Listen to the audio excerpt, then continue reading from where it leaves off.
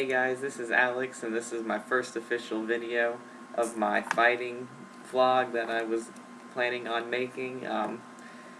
This is a daily video where I'm going to be speaking about the latest in UFC, WWE, pretty much anything fighting, and we have a pretty good discussion for today. We're going to be talking about fighter pay, which is highly controversial, Chael versus Vitor, which is just coming to light, and John Bones Jones going to heavyweight. Then I have one special thing I want to talk about at the very end that we're going to get to, but first I want to talk about fighter pay. This is something that has been discussed recently. A lot of people are saying that, you know, the fighters should get paid more. They're going out there, they're risking their lives, they're just putting on these shows, and I think they should get paid more. This is what everyone's saying. And I just really want to put my opinions out there on what I think about fighter pay.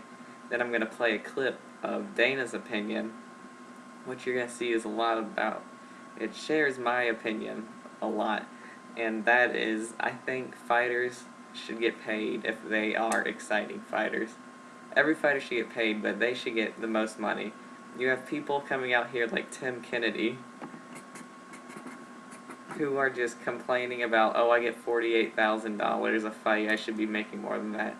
Well, I watched Tim Kennedy's last fight, and it was exceptionally boring. I would not justify paying that guy $48,000, and there's a lot of guys that are talking about, oh, the UFC doesn't pay any money, the UFC doesn't pay any money. The guys that you want to watch are getting paid the money. You have people like Anderson Silva. Dana White talks about making that Anderson Silva money. If you want to make the Anderson Silva money, you need to go out there like John Jones, Cain Velasquez Jr., George St-Pierre, and you need to put on exciting fights. There's no reason why someone who grabs someone and just drags them down and doesn't actually work should get any money. There's no reason why they should get the higher level athlete money.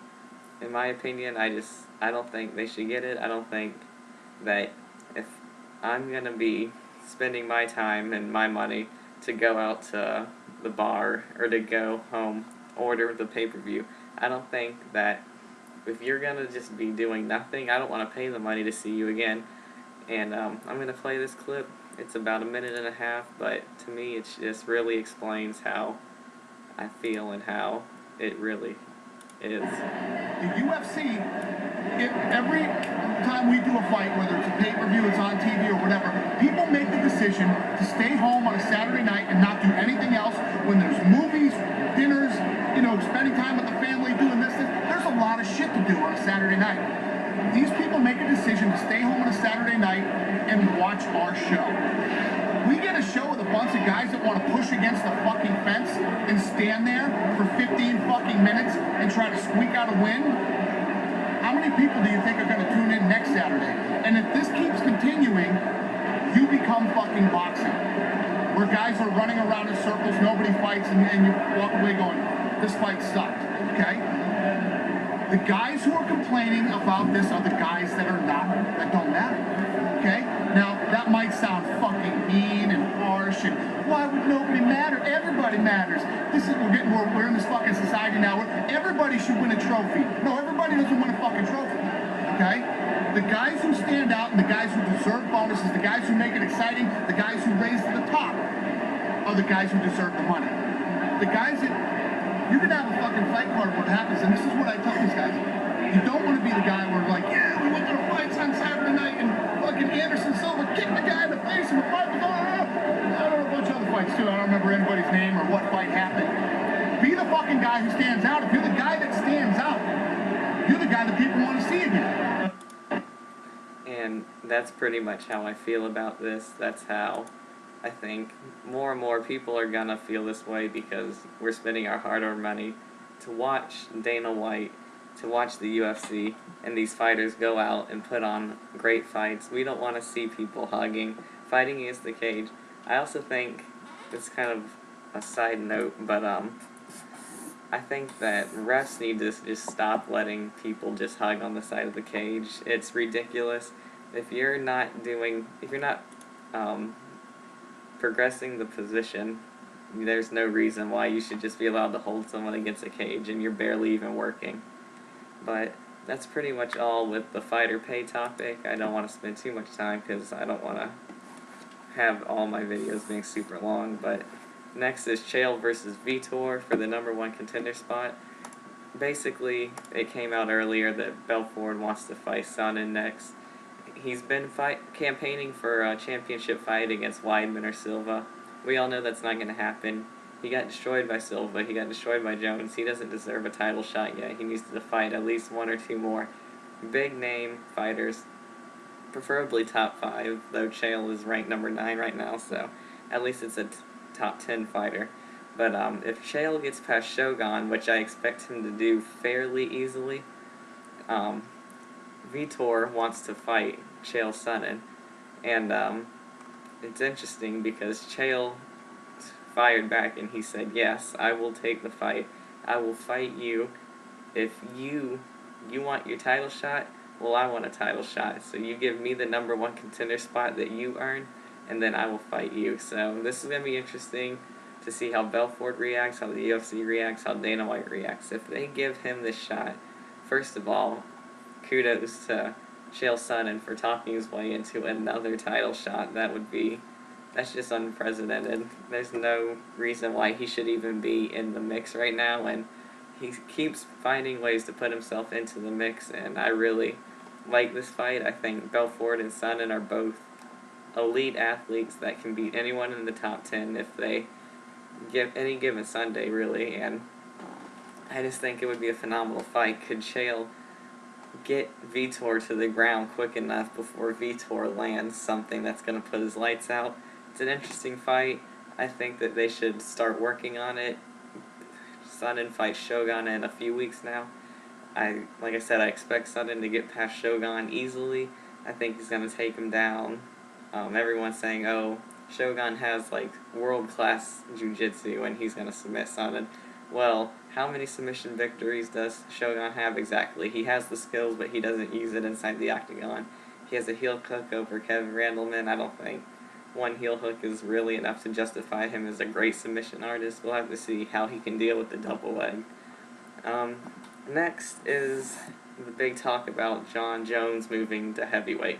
And in case you didn't know, they've been doing this big press tour for the next few fights that are coming up. They have Junior Dos Santos, Cain Velasquez, Jon Jones, Gustafsson, Johnny Hendricks, George St-Pierre, Ronda Rousey, and Miesha Tate, and they're all doing this huge press tour, going through different states in the United States, and just doing all this press. And a big question that keeps coming up for Jon Jones is, are you going to make the move to heavyweight if you defend the title? Which, much like I said with Chael, I think Jon Jones is going to completely run through Gustafsson. I don't like to say it because I'm Swedish and I am going to be pulling for Gustafsson to win, but Jones, he's like the #1 fighter right now. I think he's going to completely demolish Gustafsson, and I don't even think it's going to be close. I think he's going to run through him, punches, elbows, take him to the ground. It's not going to be close. I don't even know if Gustafsson's going to land anything. He has his little T-Rex arms for as big as he is. And, excuse me, but my opinion, I don't think it would be smart anyways for Jon Jones to move to heavyweight. I think he is a supremely gifted athlete. At this weight division, light heavyweight, he can dominate for years and years to come. Much like Silva, people always say, oh, Silva should have moved to 205. Well, if he moved to 205, that's a pretty rich, it's deep, and there's a lot of old people, but that is rich competition, and I don't blame Silva for not wanting to risk everything by moving to 205. He really had no reason to, and I think it's the same with Jon Jones. If he moves to heavyweight, he's going to risk. First of all, he's going to drop his size advantage. He's still going to be longer and bigger, but when you go up against guys like Cain, who are just naturally that strong at that weight class, I just don't think it would be a smart move for Jon Jones. I think he could beat anyone but Cain in that division. I think Cain is the best right now. Like I said, Junior's my favorite fighter, but Cain, he's on another level right now. And he's only getting better. That's what scares me, is this guy is only getting better. But we'll have to see. Jon Jones doesn't want to move to heavyweight. During the press tour, Jones and Cain were sitting right next to each other. reporter asked him, "Are you going to move up to heavyweight?" And John Jones just looked at Kane and he said, "Are you kidding me? Look at this guy." And that's how I feel too. Why would you move up and risk fighting this beast who is Cain Velasquez? There's just really no reason for it, and I just think it would be in Jones' best interest to say it. Light heavyweight, shatter Tito Ortiz's record. No one likes Tito Ortiz. He's a douche. Get him off the record books. Make John Jones the new light heavyweight king, which he already is, but that record is still looming with Tito Ortiz's name, and I just don't think he deserves it. And that's pretty much all I'm going to be covering today in terms of UFC, but I did want to talk a little bit about WWE, since I did say that I would be discussing wrestling, since that's the first thing I ever watched when I was just a baby and growing up. Love WWE, and I just want to put it out there that I think this push with Daniel Bryan is amazing. I love Daniel Bryan. Just going out there, yes, yes, yes.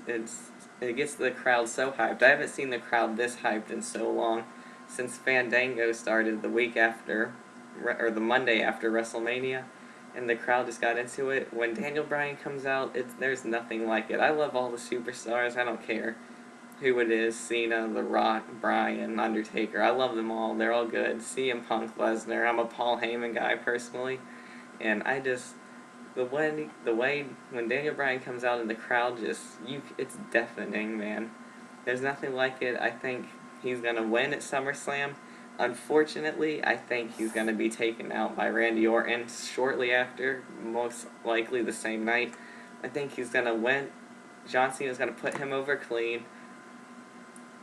Bryan's gonna win the title, and Orton's gonna come out and pun him or RKO him, and it's gonna be lights out, new champion, Randy Orton, 2 title changes in one night. I think it's gonna be an awesome pay-per-view. I think there's gonna be a lot of good matches on there. I can't wait to see the Cena versus Bryan match. Like I said, I love Cena, I love Daniel Bryan. For me, that's just a matchmaking heaven right there.